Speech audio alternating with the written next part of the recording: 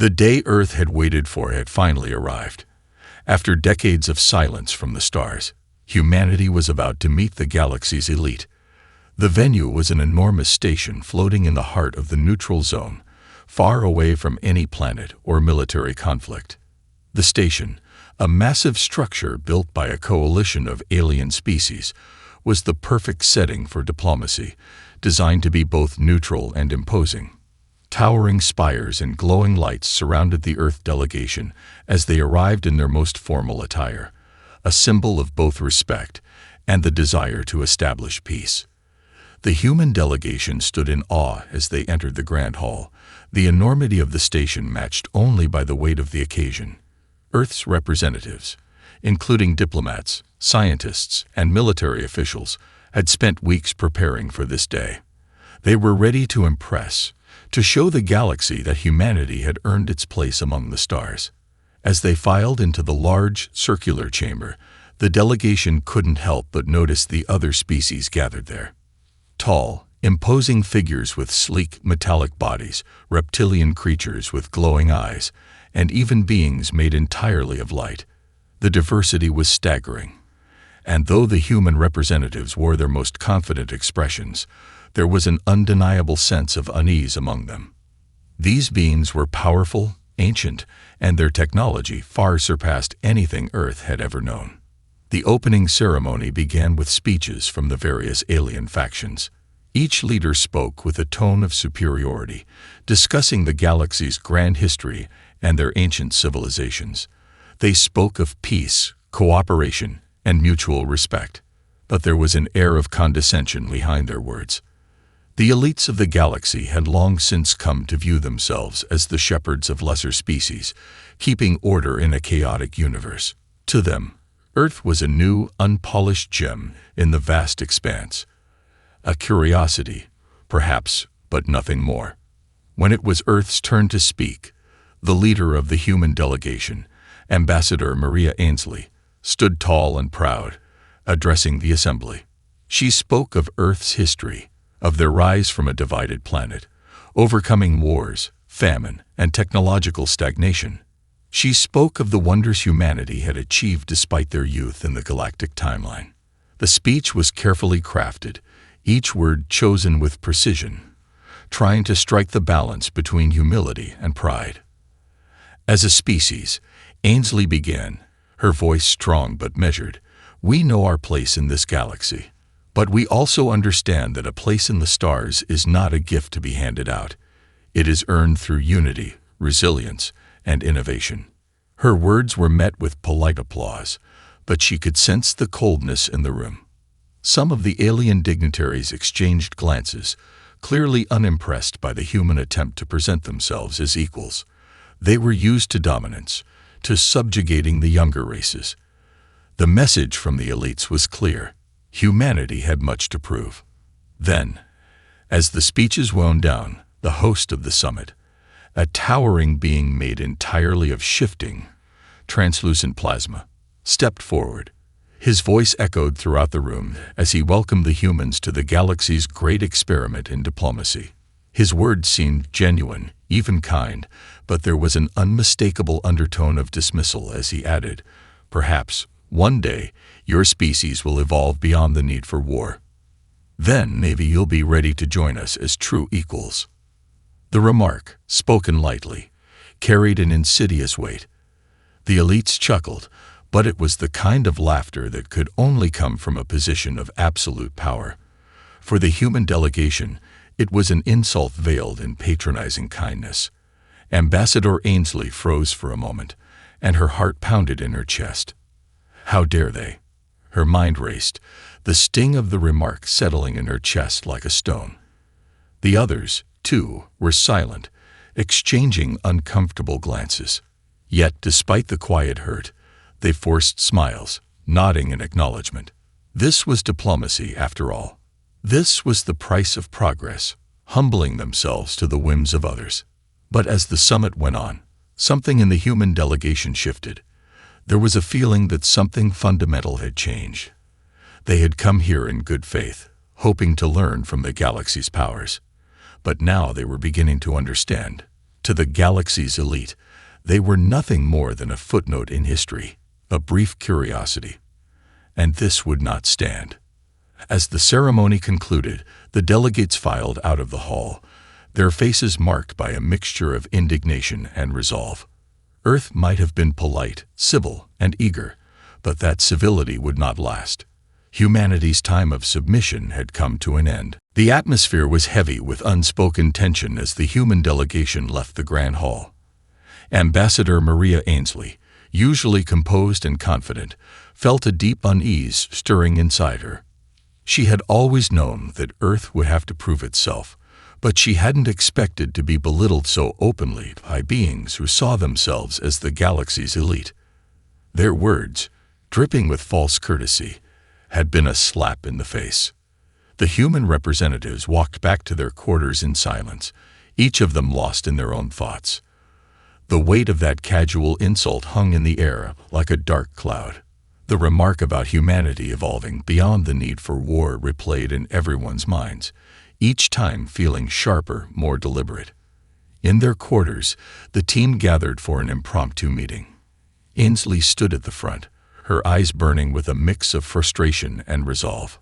"That wasn't just a comment," she began, her voice cold and sharp. "That was a statement of their view on us. They think we're nothing more than a species just starting out, destined to serve or be forgotten.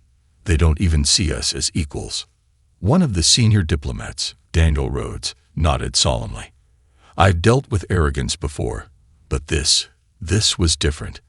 It's as if they've already decided we're beneath them. If we don't make them respect us, we're doomed to be ignored or worse, treated like pawns." Maria's eyes narrowed as she paced the room. The anger that had built up inside her was palpable, but she knew that reacting out of emotion would be a mistake. "We've spent decades trying to prove we belong here. We've shown them our technologies, our potential for peace, and our history of growth. But they still see us as nothing more than children in the cosmic playground." The room grew quiet as the humans absorbed the weight of her words. The realization was sinking in. Earth had made its presence known, but the galaxy's elites were not interested in sharing power. They hadn't come to the table as equals. They had come to put humanity in its place. Ainsley's eyes flicked to the screen in the corner of the room, where a news broadcast from Earth had just begun. The images of Earth's cities, beautiful and vibrant, filled the screen, a stark contrast to the cold, distant faces of the alien leaders. "We have something they don't," she said, her voice quieter now, but more certain. "We have spirit. We have unity. And most importantly, we have something none of them seem to understand: human resilience." Her words sparked a fire in the room. It wasn't just the insult that fueled their resolve now, but the realization that they couldn't afford to be seen as inferior anymore. A sense of camaraderie filled the room as the humans shared looks of silent agreement. It wasn't just diplomacy anymore. It was survival.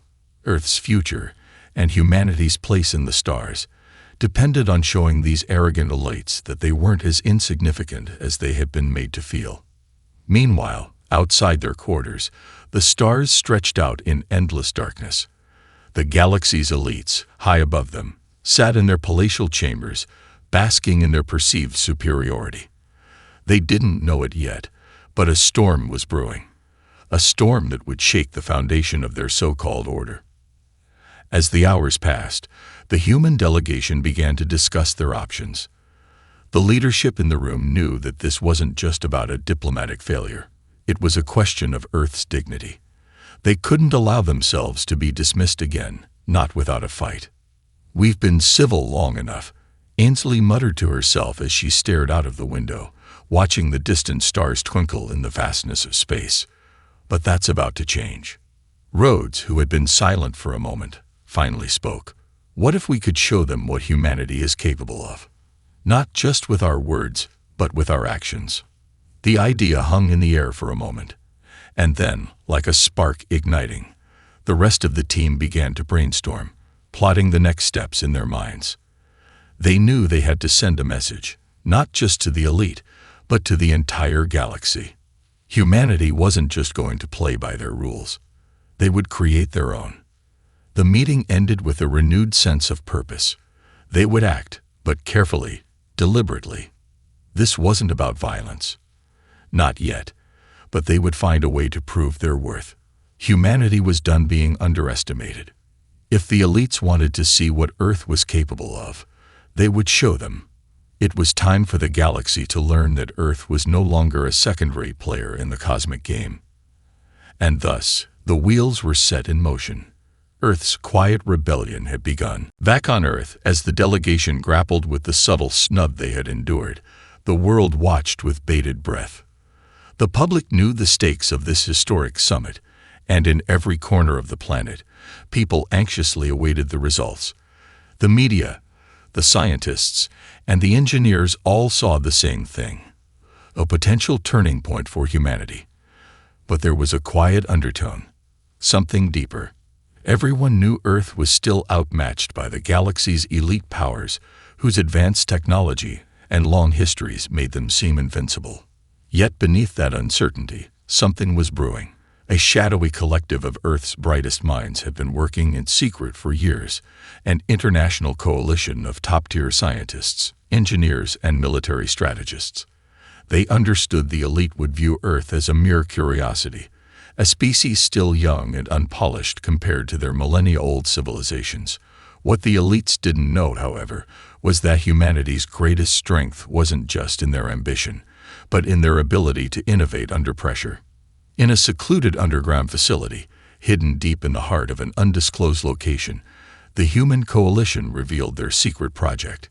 It had started with a few whispers, a few small ideas shared between brilliant minds who had looked up at the stars and believed that humanity had far more potential than anyone realized. And now, it was ready.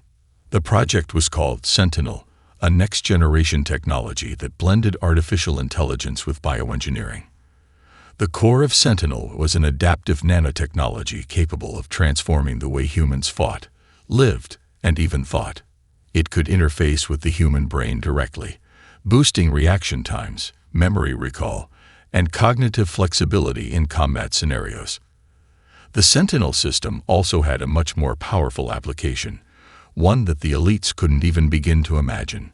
When integrated with human biology, Sentinel could be used to re-engineer human soldiers, creating a new class of warriors whose strength and speed were enhanced far beyond what any alien technology had achieved. But the true marvel of Sentinel wasn't just in its ability to transform the physical and mental capabilities of humans.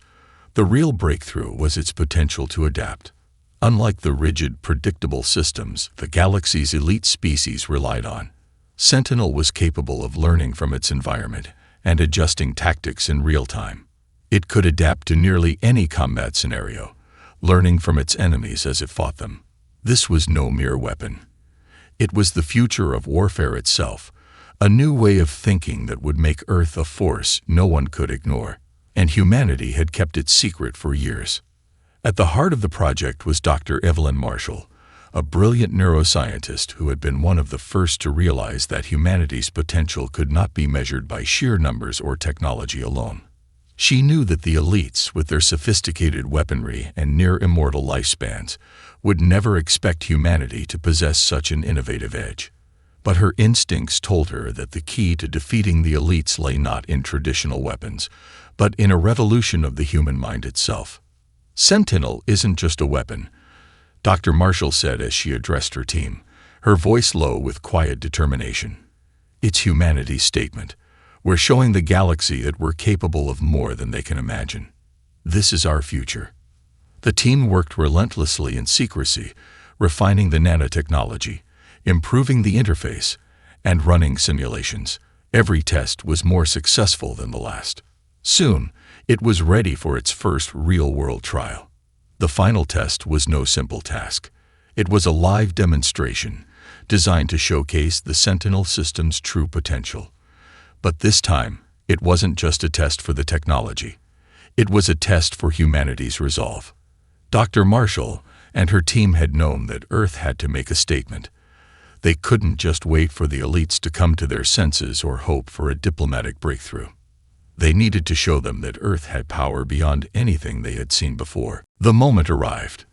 In a remote desert facility, a group of volunteers, soldiers who had been carefully selected for the trial, underwent the procedure.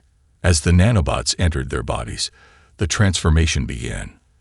These soldiers, once human in the most conventional sense, were now enhanced. Their reflexes, their strength, their minds, everything had been augmented. The first trial was breathtaking. The soldiers moved with speed and precision that no ordinary human could match. They overcame impossible obstacles with ease, and when it came time to fight simulated enemies, machines designed to mimic the alien technology, they wiped them out in seconds. The Sentinel system was working beyond expectations, and it was clear this was only the beginning. Dr. Marshall stood over the observation deck, watching the test unfold. She allowed herself a rare smile. "This is it," she said quietly. "This is our edge." Meanwhile, on the distant station where the summit had just ended, the elites were continuing their discussions, completely unaware that Earth was quietly preparing its answer. The message, though still unspoken, was about to become impossible to ignore. Humanity was no longer simply a hopeful species trying to earn its place in the stars. They were about to show the galaxy's rulers that Earth was not only capable of standing alongside them, it was capable of rewriting the rules of the game entirely. Sentinel was more than a weapon. It was humanity's declaration that they would no longer be underestimated. And the elites would soon learn that Earth was more than they could handle. The tension in the air was palpable. Back on Earth, the leaders of the human delegation had been strategizing for days. The sting of the elites' dismissive remarks still fresh in their minds, they realized that diplomacy would no longer suffice. Words alone couldn't erase the insult they'd endured. It was time to make a statement, not through speeches, but through action. Ambassador Maria Ainsley had been the one to push for this moment. And now, standing in the private briefing room of the Earth delegation's headquarters, she felt the weight of her decision. "It's time," she said, her voice firm, cutting through the room's anxious murmurs. "The message we send needs to be clear. Humanity will no longer be ignored." The decision had been made. Earth wasn't going to grovel at the feet of the elites any longer. They would not back down. Instead of retreating into silence or diplomacy, Earth would make a public declaration. It would be a bold one, perhaps the most radical move humanity had made in centuries. A broadcast would be sent across the galaxy, interrupting all communications. The leaders of the galaxy's elite would receive a message, and it would come from Earth. The broadcast was scheduled for the very next day, and preparations were underway. The message itself, crafted carefully by the best minds on Earth, was simple but packed with intent. It was a direct challenge to the elite's authority, and a warning that Earth would no longer sit idly by, waiting to be recognized. Maria Ainsley herself would deliver the message. She would stand as the voice of humanity. The broadcast began as the sun dipped below the horizon on Earth, and the entire planet, billions of people watching from their homes, fell silent. Across space, the elites were still reveling in the idea that humanity was a fledgling species with no real power or influence. The galaxy's greatest minds were distracted by their own egos and ancient customs. They thought they controlled everything, that they held dominion over the lesser species. They were wrong. Maria Ainsley stood in front of a camera, dressed in her finest attire, the human flag behind her. She took a deep breath and began. "My name is Ambassador Maria Ainsley of Earth. We are a species that has risen from the depths of war and chaos to the heights of ingenuity and progress. We have faced adversity, and we have survived. We have learned. We have fought. And we will not be pushed aside." Her voice was steady, yet every word carried an undeniable weight. The message wasn't just for the elites, it was for the entire galaxy. Earth was done being dismissed. "We were being civil," she continued, her voice growing stronger. "We extended our hands in friendship and respect, believing that our place in this galaxy would be determined by our actions, not by our perceived weaknesses. But today, we stand here and tell you that civility does not mean submission. The eyes of the galaxy's elite were glued to their screens. Across the room, dignitaries exchanged uneasy glances. They had not expected such a bold move from humanity, nor had they anticipated the sheer force behind Ainsley's words. For the first time, they were seeing humanity not as the fragile, evolving species they had assumed, but as a species ready to stand tall in its own right. "We have watched you," Ainsley said, her voice cutting through the silence. "We have seen your arrogance, your condescension. You think us weak, unworthy of true equality. But let me tell you something. Humanity will no longer tolerate this treatment.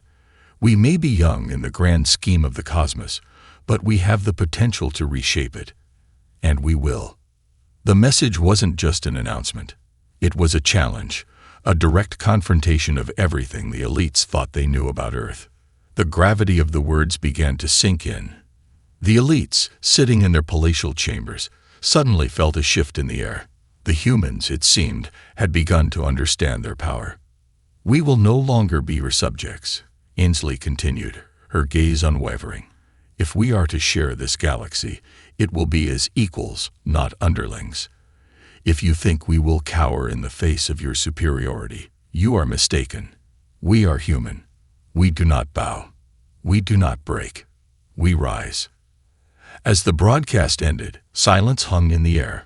For a moment, no one in the human delegation spoke. The weight of their own words still lingered. This wasn't just a speech. It was a call to action, a declaration that the galaxy could no longer treat Earth like a footnote. A new chapter in history had begun, one where Earth would no longer wait for permission to be part of the greater galactic community.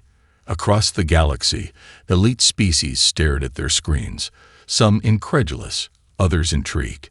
Whispers began to circulate in the high councils, in the luxurious halls of the alien factions. Humanity had made its mark, and for the first time, the elites realized that Earth was not just a curiosity. It was a power in its own right, one that had just started to show its teeth. Back on Earth, people began to stir, their hearts filled with a new sense of purpose. This was their moment. This was their stand. The message had been sent. Now, the galaxy would listen. The aftermath of the broadcast rippled through the galaxy faster than anyone had anticipated. The silence following Maria Ainsley's impassioned words was broken by a wave of reaction that spanned both alien and human channels. Across the galaxy, from the most distant corners to the council halls of the most powerful empires, the elites were left stunned, some speechless, others in rage. The audacity of Earth's message was not lost on them. Humanity had crossed a line. Back in the human delegation's headquarters, the atmosphere was tense. Ainsley and her team sat in a darkened conference room, the dim glow of screens illuminating their faces as they watched the galaxy's response unfold. News outlets from across the cosmos began to pick up on the broadcast, with analysts and diplomats discussing it in hushed tones. "I didn't think they'd actually go this far," Daniel Rhodes muttered, staring at a live feed of the Galactic Council. The leaders of the major alien factions were convening in an emergency session, the urgency in their voices undeniable. One of the leaders, a tall reptilian figure with shimmering scales and piercing red eyes, slammed his fist on the table in fury. "This is an insult. How dare they speak to us like that? Who do they think they are?" The other council members, though equally displeased, remained more composed, albeit visibly shaken. "Their arrogance is unmatched," another said, a smooth-skinned being from the Ixeri Dominion. "They believe they can dictate the rules of galactic diplomacy now. We must act swiftly," the reptilian leader growled. "If humanity continues down this path, we risk losing control of the entire sector. If they believe they can stand against us, they will learn just how mistaken they are." The murmurs grew as the council deliberated, the tension palpable. Earth had drawn a line in the sand, and the elites were not about to let it stand unanswered. On the other side of the galaxy, the response from Earth's most powerful allies was equally swift. While some supported the human declaration, Others expressed grave concerns. Some of the more established species, having long enjoyed their status as power brokers in the galaxy, were now worried about the potential instability humanity's challenge might bring. Earth had always been seen as a backwater planet, their technology impressive, but their social structure still in its infancy. Now they had declared themselves a force to be reckoned with, and that would inevitably stir the pot. Yet, there were others who saw potential in Earth's declaration. The Verendae, an enigmatic species known for their advanced bioengineering and inscrutable philosophies, quietly observed the events unfolding with a keen interest. They saw humanity's boldness as an opportunity, a way to shift the balance of power. "I've never seen the galaxy so divided," Dr. Evelyn Marshall observed as she stood by the observation window in their facility, watching the stars beyond. "This could go either way." "Yes," Maria Ainsley responded, her gaze fixed on the feed of the Galactic Council. "But either way, we are in this now. We can't go back. They'll come at us, one way or another." But Maria wasn't just concerned about the immediate repercussions. She had anticipated this pushback. The elites would not take kindly to being challenged by a young species that had barely scratched the surface of galactic affairs. What they didn't realize, however, was the fire that had been ignited in humanity's heart. Back on Earth, as the news spread, there was an unmistakable shift in the public mood. The world had been on edge for years, constantly fearing the judgment of others, struggling to assert themselves. But now, something had changed. People spoke of the broadcast with a newfound pride. Social media buzzed with excitement and anger, both sides fueling the flames of a growing movement that demanded recognition. The humans knew that the next step would be crucial. They couldn't afford to back down, not now. The elites were going to retaliate, of that much they were certain. But humanity's message had been clear. They would no longer sit at the edges of galactic power, waiting for scraps. They would demand their place. In the galactic capital, the power brokers discussed their options, knowing the stakes had just gotten higher. "We need to bring them to heel, quickly. If they think they can challenge our dominance, we cannot let them stand unopposed," the reptilian leader said, his voice dripping with disdain. "I propose an immediate response. We demonstrate our superiority. Show them why they belong at the bottom of the galactic hierarchy." Others in the council nodded, their cold, calculating expressions revealing the true nature of their intentions. The elites had no interest in equality. They had only ever seen the galaxy in terms of their own supremacy. To them, humanity's defiance was an anomaly to be corrected, quickly and decisively. However, not all were in agreement. A few more neutral factions argued that Earth's boldness could open new avenues for cooperation. They warned against a direct confrontation, fearing that such a move could destabilize the fragile peace between the different species. As tensions reached a boiling point, Maria Ainsley and her team continued to monitor the situation, knowing the road ahead would not be easy. Earth's challenge had shifted the galaxy's dynamics, and now, humanity was a player in a game they had never expected to be part of. But one thing was certain: Earth was no longer invisible, and whatever happened next, the galaxy would have to reckon with humanity's presence. The question was, how far would the elites go to squash this rebellion? And more importantly, would humanity be ready to fight for its place? The situation on the galactic stage was rapidly escalating. The broadcast had sent shockwaves through the elite factions, some of which began to rally together, uniting in their shared desire to maintain control. They had underestimated humanity, believed Earth to be a species that, though capable, lacked the political will or the power to back up its defiant message. They had been wrong. The first retaliatory moves came swiftly. Diplomatic channels were severed, and economic sanctions began to be imposed on Earth's most crucial trade routes. Though not yet a full-blown military strike, the message was clear. The elites were asserting their dominance, cutting Earth off from essential resources and pushing back against any notion of equality. Back on Earth, Maria Ainsley and her team watched as the economic ramifications started to unfold. Global stock markets began to dip as the sanctions hit. Goods once readily available from galactic trade began to dry up. Earth's most advanced technologies, dependent on alien materials, were suddenly crippled. The coalition of Earth's brightest minds that had developed Sentinel faced immediate pressure. Without those materials, the next phase of their groundbreaking project was in jeopardy. "This is just the beginning," Daniel Rhodes said, his voice strained as he watched the news. The diplomatic situation was worsening by the hour. "They're tightening the noose. We have to act before they completely shut us out." Maria clenched her fists, her expression hardening. "We can't back down now. They think that by cutting us off, we'll cave in and apologize. They don't understand us. We never back down. We fight."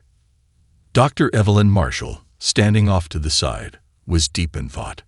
Her mind, focused on the human edge that Sentinel represented, was now racing with possibilities. "We need to show them that we're more than just a technological threat. We need a strategy to break through this blockade, something they can't ignore." The human team knew they had one significant advantage. They had been underestimated. The elites still saw them as a developing species, naive in galactic matters, incapable of pulling off any substantial act of resistance. But Earth had been forced to innovate throughout its short history. When backed into a corner, humanity had always come up with unexpected solutions. "I think it's time to introduce a new player into the game," Maria said. Her eyes narrowed, not with fear, but with a cold determination. "We can't fight them all at once, but we can create fractures in their unity." Her plan was risky, but necessary. The galaxy was composed of more than just the powerhouses that rule the Council. The smaller factions, those not yet firmly entrenched in the elite's power structures, were still out there, watching. Some of these factions were made up of species that resented the dominance of the larger empires. They were looking for a reason to ally with Earth, to break the status quo. Maria's team immediately set to work on a covert mission. Using Earth's still-growing network of intelligence, they would begin to identify and contact these disenfranchised factions. It wasn't enough to simply defend Earth's borders or technology. They had to create cracks in the Empire's power base. Earth needed allies. Meanwhile, the elites continued their campaign of intimidation, sending ships to patrol Earth's orbit and increasing their military presence along strategic points in the galaxy. The message was clear: submission or annihilation. Yet, despite the growing pressure, something else was happening on Earth that the elites hadn't expected. The message of resistance was resonating with the people. Protests against the sanctions erupted worldwide. People who had once been unsure of the cost of defiance were now ready to fight back. They saw their own survival, their very identity, being challenged by the galaxy's elites. This wasn't just about political power. It was about the sovereignty of Earth and the future of humanity. The human governments, previously hesitant to escalate the situation, now found themselves under immense pressure from their citizens. In the streets, the voices of millions clamored for action, calling for Earth's leadership to stop appeasing the alien powers and fight for their place in the stars. Maria Ainsley watched this unfold with a heavy heart.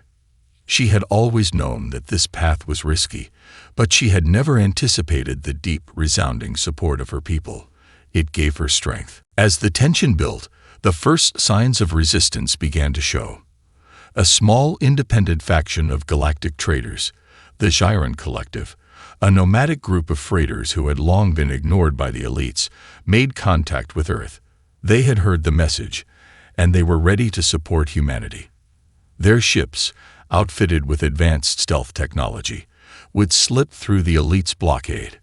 It was a first victory, however small, but it sent a signal to the galaxy. Earth was no longer alone. One victory at a time, Maria whispered to herself. It wasn't much, but it was a start. The elites, on the other hand, were growing anxious. They could feel the first cracks forming in their carefully constructed order. The small, scattered factions of the galaxy were beginning to question their allegiance to the old powers. As Earth's resistance efforts expanded, the elites found themselves struggling to maintain their grip on the situation. They were still confident in their military strength, but Earth's resilience and innovation were beginning to alter the equation. If humanity could keep pushing forward, drawing more factions to its side, perhaps there was hope after all. For the first time, the elites realized that they weren't just dealing with a young species looking for recognition.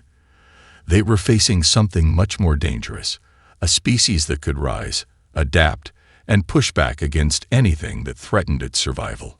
The price of defiance had been high, but humanity had proven that they would not go quietly into the night. They would fight, and the galaxy would never look at Earth the same way again. The pressure on Earth was mounting. While the galaxy's elite factions had made their initial moves to suppress humanity, they had underestimated one key factor: humanity's resilience. Earth's governments, once divided and cautious, were now united in their resolve. The message had been sent, and the people had responded. There was no turning back. On Earth, life had become a delicate balance of resistance and survival. The sanctions imposed by the elites had hit hard. Fuel shortages, communication blackouts, and the disappearance of vital technological components. The global economy was teetering on the edge of collapse. But despite the difficulties, something else was taking shape. Humanity was adapting, fighting back in ways the elites had not anticipated. Maria Ainsley, still at the helm of Earth's diplomatic response, continued to strategize with her team. They had begun forming clandestine alliances with smaller independent factions that operated outside the control of the galaxy's central powers. The Giron Collective, along with a handful of other marginalized groups, offered to supply Earth with necessary resources, hidden shipments of vital materials that bypassed the elites' blockade. Yet, Maria knew that this was just the beginning. Earth had to make its move, and it had to be decisive. The elites had sent their ships into orbit, flexing their military might, but the humans had something they didn't expect: adaptability. Earth had developed guerrilla tactics, utilizing its growing network of underground movements and stealth technology to create disruptions in the elite supply lines. With every attack, we weakened their confidence, Maria said as she sat in a darkened war room, monitoring the situation. A map of the galaxy hung on the screen in front of her, with red markers indicating the areas of Earth's influence. The map showed subtle but significant changes, small victories accumulating as the resistance chipped away at the elite's grip. Meanwhile, Dr. Evelyn Marshall and her team of scientists had been working around the clock to accelerate the development of Sentinel. The nanotechnology that had already transformed human soldiers was being integrated into other facets of society: communications, defense, and even public infrastructure. What was once a military advantage was slowly evolving into something far more profound. The Sentinel system was beginning to enhance humanity's everyday capabilities, turning ordinary people into skilled operatives capable of undermining the elite's tactics. However, this innovation came at a price. While the Sentinels were proving effective, the technology was still in its infancy. Some of the early test subjects began showing signs of strain, their bodies struggling to keep up with the rapid enhancement of their minds and reflexes. It was a race against time to stabilize the technology before too many lives were lost. "We need to ensure we're ready for a full-scale confrontation," Dr. Marshall said one evening as she reviewed data on a glowing console. "We can't afford to lose any more soldiers to early failures. If this is going to work, we need it to be perfect." But in the face of such overwhelming pressure, perfection seemed impossible. Maria knew that Earth had no choice but to push forward, to risk everything on the strength of their resolve and the sharp edge of their ingenuity. The elites had underestimated them once. Now it was time to show them that this war for Earth's future was not one they could win easily. The battle for galactic dominance was moving closer to a breaking point. The elites had begun rallying their forces, preparing to crush the fledgling resistance that had sprouted from Earth's defiance. But they had also made a crucial mistake. They were acting too predictably. The cold, Calculating tactics they relied upon worked well against civilizations that lacked the audacity to fight back, but they were not prepared for humanity's unpredictable ingenuity. A crucial turning point came when the Gyron Collective, alongside other independent factions, launched a surprise attack on a key military supply depot used by the elites. It was a carefully timed strike, coordinated with the underground movements on Earth. The attack was swift and effective, damaging the elites' resources and sending a shockwave of panic through their ranks. At the same time, humanity's underground resistance, fueled by the success of this victory, grew bolder. Civil disobedience spread across Earth as people took to the streets, demanding action from their leaders. The elite's stronghold on the galaxy was starting to show signs of strain, cracks forming in their seemingly unshakable control. As Maria watched the reports pour in, her heart pounded with both pride and fear. "This is it," she whispered to herself. "This is our moment." Despite their military might, the elites were beginning to realize that they could no longer treat humanity as a mere irritant to be swatted away. Earth's defiance had already ignited a chain reaction, one that no amount of threats or intimidation could extinguish. On the Galactic Council's flagship, the leaders of the elite factions convened once more, their faces dark with frustration. The reptilian leader, once certain that Earth would fall into line, now found himself caught in a web of uncertainty. His voice was sharp with anger. "How is this happening? We controlled everything. We should have crushed them from the start. We underestimated them," the Ixeri representative said, their smooth face betraying the first hints of unease. "We thought their defiance was a bluff, but now it's become a real threat." Another council member, a hulking warlord from the Targoth Dominion, leaned forward, a sinister grin spreading across his face. "Then it's time we show them what happens to those who defy the galaxy's true power." As they prepared their next move, the elites could no longer ignore the undeniable truth. Humanity was no longer the weak, insignificant species they had assumed. Earth's defiance had ignited a revolution, and now the galaxy would see what happened when a species that had been pushed too far decided to rise up.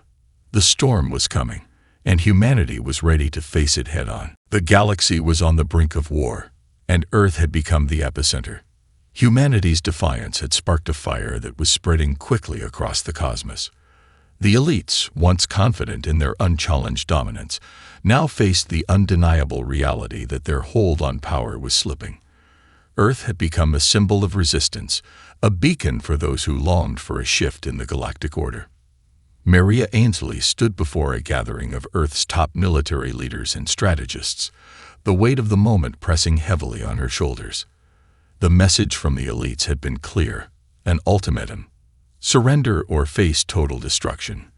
The warships in orbit were mobilizing, their guns trained on Earth, their commanders eager to put an end to this rebellion. But Maria was unshaken. The resistance on Earth was stronger than ever, and Earth's newly forged alliances with independent factions had given them resources they once thought unattainable. The Gyron Collective had delivered more than just supplies. They had provided Earth with advanced cloaking technology, allowing human ships to slip past the elite's defenses undetected. The underground resistance had been working tirelessly, sabotaging key military installations and disrupting the elite's communication networks. "We don't have much time," Maria said, addressing the assembled leaders. "The elites are preparing for a full-scale assault. We need to be ready, not just to defend, but to strike back. This is our chance to show the galaxy that Earth will never kneel." There was a ripple of determination among the leaders, each one silently acknowledging that the stakes had never been higher. A massive fleet had already gathered at Earth's defenses, human and allied ships, their hulls gleaming with the latest tech, ready to face the might of the elites. Maria knew that the coming battle would determine not just the fate of Earth, but the future of humanity in the galaxy. Across the galaxy, the elites were preparing for their own reckoning. Their fleets had been mobilized, and their war commanders were eager to strike the final blow to Earth's rebellion. But something unexpected was happening. The elites' unity, once their greatest strength, was beginning to fracture. As the warships gathered, dissent brewed within their ranks. The Verandae, a species known for their detached philosophical approach to conflict, had become increasingly disillusioned with the elites' overreach. Quietly, in the shadow of the conflict, they reached out to Maria's team. Their message was clear: "We will not fight for tyranny. If Earth can stand on its own, we will stand with you." It was a game changer. The Verandae's advanced technology, their powerful bioengineering, and their deep understanding of galactic politics were an invaluable asset. With their support, Earth's chances of survival had increased exponentially. But the elites were not idle. They knew that the stakes were life or death, and the whispers of rebellion had not gone unnoticed. The reptilian warlord who had once dismissed humanity as insignificant now found himself leading a brutal offensive. The elites had decided that the only way to secure their dominance was to crush Earth once and for all.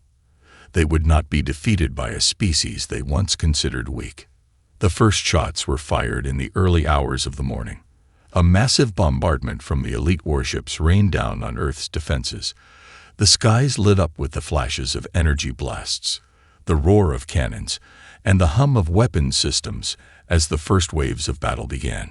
Earth's fleet, powered by ingenuity and the sheer will of its people, responded in kind, launching counterattacks that rattled the elites' forces. But the cost was high. Every strike sent ripples of energy through the atmosphere, shaking the very ground beneath them. Maria watched from the command center as the situation unfolded. Her heart raced as the news came in. The first wave of battleships had broken through Earth's outer defenses. The elites were pushing hard. But the human resistance, bolstered by their alliances and advancements, fought with a fury that was unimaginable to their enemies. "Ready the counterstrike," Maria commanded, her voice steady despite the chaos. "We push them back. No retreat, no surrender." In the thick of the battle, Earth's ships performed miracles, slipping in and out of enemy formations using cloaking technology to bypass the elites' radar.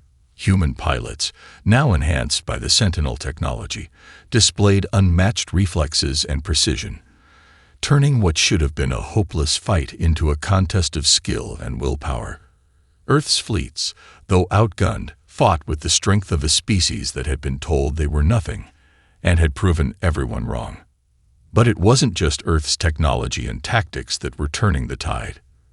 The people of Earth had found a purpose in the chaos, a reason to fight that transcended their planet. Each shot fired, each battle won, was a message to the galaxy. Earth was not to be underestimated. Earth was a force of nature. The elites, for the first time, felt the fear that they had long imposed on others.